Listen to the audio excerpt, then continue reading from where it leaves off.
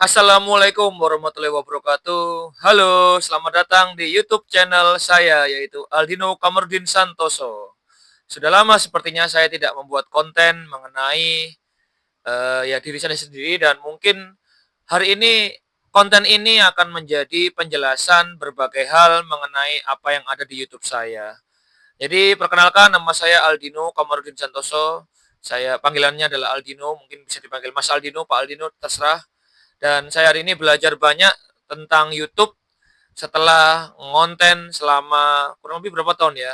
Rutin itu mulai tahun 2021 apa 2022 gitu. Pokoknya kalau nggak salah pas masa-masa COVID, jadi saya memproduksi konten awalnya pengen nyoba bikin podcast, mewawancarai teman-teman saya, lingkungan saya yang bisa dikatakan punya insight atau punya hal yang menarik untuk dibahas.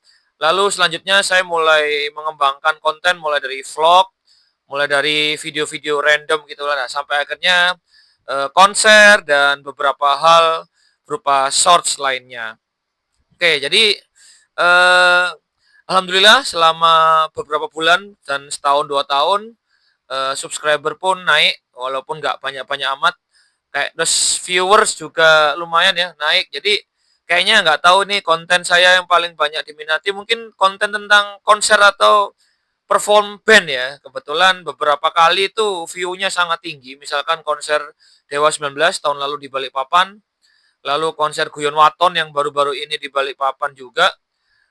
Beberapa juga bisa banyak mengandung komen dari netizen, dari subscriber maupun penonton-penonton biasa.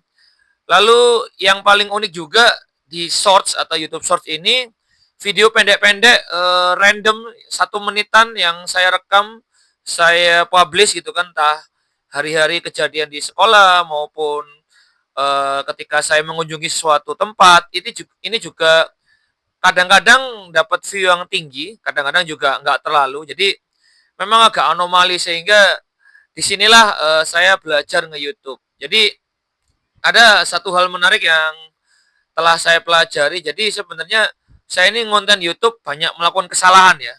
Jadi kesalahan yang terbesar mungkin saya lakukan adalah saya tidak menentukan niche atau relung atau lingkup dari YouTube saya, sehingga YouTube saya itu isinya random ya, maksudnya gini, campur-campur gitu, gaduh-gaduh gitu kan. Ada konser, ada kegiatan sebagai guru, ngajar, mungkin praktek baik ngajar, ada pengalaman pribadi, misalkan vlog gitu kan, ada liburan, ada video-video random penampilan-penampilan kesenian gitu kan. Sehingga itu tidak membentuk relung ya. Misalkan kalau saya bentuk sebagai guru aja, harusnya saya fokus pada kegiatan belajar mengajar, dunia guru, info-info guru gitu kan. Tetapi isi YouTube saya ini ada penampilan barongsai, ada waktu jalan-jalan liburan ke Surabaya pas saya mudik, ada video-video lawas yang saya edit kembali lah. Ini menurut saya suatu kesalahan saya dalam nge-YouTube, dan kebetulan itu dipertegas dengan adanya buku ini ya. Jadi beberapa waktu yang lalu, baru-baru ini buku udah lama saya incer ya. Deddy Corbuzier, YouTuber for Dummies ya. Step by step belajar jadi YouTuber sukses. Pelajaran berharga dalam buku ini dari Om Deddy Corbuzier ini adalah ketika menjadi YouTuber itu fokuslah pada suatu relung atau suatu niche ya. Sehingga orang-orang dengan minat yang sama akan datang ke video tersebut dan akhirnya menjadi pelanggan atau subscriber video tersebut. Sedangkan saya nggak orang tahu nih, apakah subscriber saya nih, teman-teman subscriber bisa komen atau bisa interaksi ke saya ya. Kira-kira kalian tuh suka konten saya yang mana, atau kok bisa menjadi subscriber saya ini, alasannya apa? Apakah karena tertarik dengan video konser? Apakah tertarik dengan kehidupan saya sebagai guru yang nano-nano ya? Namanya guru juga kan konser ya bisa tuh. Guru jalan-jalan juga bisa, guru nongkrong, guru mengingat masa mudanya sebelum konten atau sebagai guru kan juga bisa ya. Jadi kira-kira suka yang mana? Apakah kalian yang subscribe ini akhirnya tertarik karena saya ini unik, karena dengan gaduh-gaduh tersebut menjadi relung tersendiri ya. Mungkin bisa disebut kesalahan, tapi bisa juga disebut saya membentuk suatu hal yang baru ya, relung tentang guru yang bergaduh-gaduh gitu kan. Bisa ngonser, bisa jalan-jalan, bisa nongkrong, bisa pokoknya kehidupan serunya guru saya posting ya di YouTube tersebut gitu kan. Jadi dalam buku ini tuh sebenarnya Om Deddy sudah mengajarkan step by step. Jadi jangan takut gagal, jangan takut mencoba, gunakan apa yang ada. Itu sudah saya ikuti semua. Yang enggak saya ikuti cuma membuat relung atau niche. Jadi kalau Om Deddy ngomong ya, buatlah aja misalkan video konten tentang guru les yang ngajari matematika. Ya udah fokus pada penyelesaian soal matematika, pembahasan soal matematika, info matematika lah. Lama-lama orang yang mencari tahu tentang matematika akan datang gitu kan, dan akan videonya akan nyampe ke sana karena algoritma YouTube itu akan eh, apa ya, menggabungkan atau mengkoneksikan video dengan minat orang-orang yang memang tertuju pada hal tersebut gitu kan. Jadi harusnya seperti itu. Cuma ya tapi gimana ya? Saya sebagai guru ini juga punya alasan ya. Saya sebagai YouTube yang mencoba belajar YouTuber punya alasan. Kenapa kok saya posting kontennya gaduh-gaduh gitu kan. Jadi mungkin alasan saya yang pertama adalah kehidupan saya sebagai guru menuntut kerja profesional. Jadi saya punya pekerjaan utama sebagai guru. Saya harus meluangkan banyak waktu untuk menyiapkan bahan ajar, mungkin fokus pada menangani siswa dan lain sebagainya. Sehingga YouTube ini sebenarnya cuma sebagai apa ya, mengisi waktu luang saya aja, mengisi waktu di sela-sela ngajar, dan ada hal yang menarik yang ingin saya bagikan ke penonton gitu kan.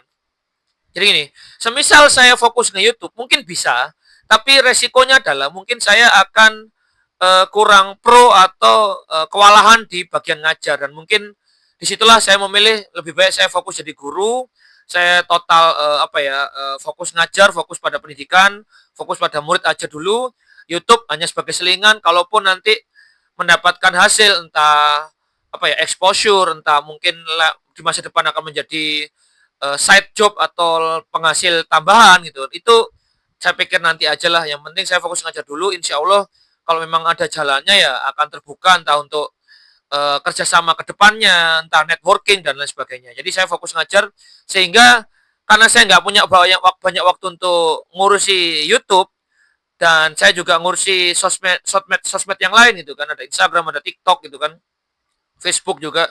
Makanya saya ambil aja jalan tercepat, tetap bisa aktif nge-YouTube dan tetap bisa fokus ngajar, yaitu ya udah editing untuk konten YouTube atau video yang saya posting di YouTube ini saya buat simple, kadang cuma nggak kadang ya, seringnya cuma ngerekam full dari awal sampai akhir, konser atau performance langsung upload gitu aja. Jadi tidak perlu editing yang rumit, tidak perlu apa ya, sinematik yang penting ada gitu kan. Karena di pelajaran di sini di buku ini YouTube tidak peduli sebenarnya dengan kualitas yang sangat bagus, sambil jalan pun bisa. Kalaupun sudah punya kamera mahal, laptop editing atau alat untuk editing yang bagus, ya udah sambil jalan aja. Yang penting apa ya, dicoba dulu. Bahkan di sini diajarkan quantity over quality, alias ya banyakin dulu aja kuantitas gitu loh. Banyakin dulu aja video-video yang ditayangkan. Lama-lama akan kebentuk kok personal branding atau niche-nya seperti itu. Jadi alasan pertama saya adalah itu. Saya tidak punya banyak waktu untuk ngurusi konten, sehingga konten saya adalah konten yang cepat untuk diedit atau cepat untuk dipublish. Jadi nggak perlu repot-repot menghabiskan waktu di ruang editing yang lama. Yang penting ada apa ya, apa yang mau saya sampaikan udah nyampe lah. Jadi ini beberapa alasan saya, misalkan gini, konser gitu kan, video konser, saya punya alasan untuk penonton yang mungkin belum sempat nonton konser itu, supaya bisa ikut nonton, ikut merasakan atmosfernya.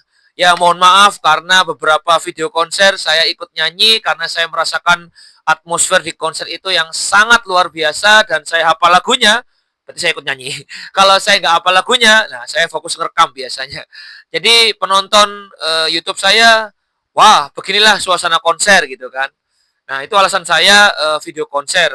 Yang kedua, karena sambil jadi guru, saya punya beberapa praktek baik yang saya rasa patut untuk dibagikan. Beberapa pembelajaran misalkan tentang bahasa Inggris, PPKN, maupun informasi-informasi hal lainnya. Nah, ada program unggulan saya yaitu Berisik, berbagi informasi sains asyik. Karena saya lulusan biologi, saya punya pandangan bahwa ke depan orang belajar sains atau biologi atau belajar IPA ini harus dengan cara yang menyenangkan, dengan cara mudah, dan menjadikan sains ini banyak digemari oleh khalayak umum. Lalu ada program belajar bersama tokoh tertentu di sini.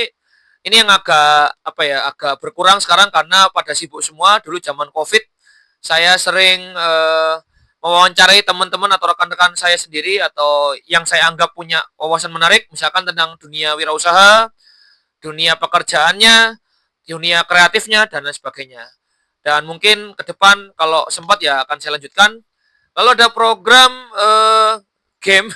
Ini guru juga ngegame. Kadang-kadang saya karena bingung mau ngapain akhirnya ngegame aja. Saya rekam, saya publish. Tujuannya adalah saya ingin berbagi apa ya, gameplay atau layar game ini karena berdasarkan masa kecil saya yang mana ketika datang ke counter game itu seneng aja lihat orang ngegame main PS. Kan dulu nggak kebeli ya PS1, PS2 nggak kebeli, nonton di rental aja udah seneng lah. Sekarang saya ingin main game dan saya tontonkan ke teman-teman atau subscriber atau penonton YouTube, ini loh gameplay yang bisa saya mainkan sekarang gitu kan.